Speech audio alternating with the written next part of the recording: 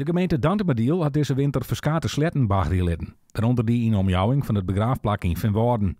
Daar is ook een tijdelijk baggerdepot maken en er binnen waskoggingsbeelden pleest. Alles bad nevens de regels, zal dit de gemeente weten. En de meeste mensen meidje hadden er dan ook net al te druk om. Maar daar roept het bij gewoon om wijnen wel vragen op.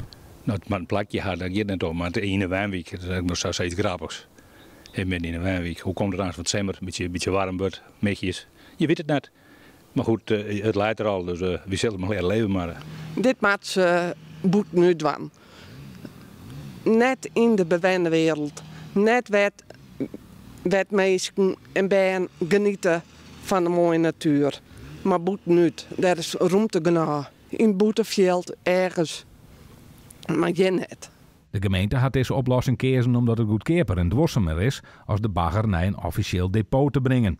De bagger bloot lezen aan Takkum Simmer, zodat deze nog indroegje kan. Het doet afbreuk aan de buurt. En ja, ik vind het gewoon de manier waarop de gemeente dit dien had, zonder communicatie, vind ik gewoon triest. De communicatie, dat is een heel goed ding hier. Daar had je nog nooit van volgens mee. Communiceren met de bewoners, dat is voor een handig buiten dat ding. En wat zullen ze dan voor met? Nou, de buurt eens een keer inlichten van wat gebeurt er. Rondom. Een postzegel, ja, het is duur, ik weet het, maar ja, je hield me toch rolje.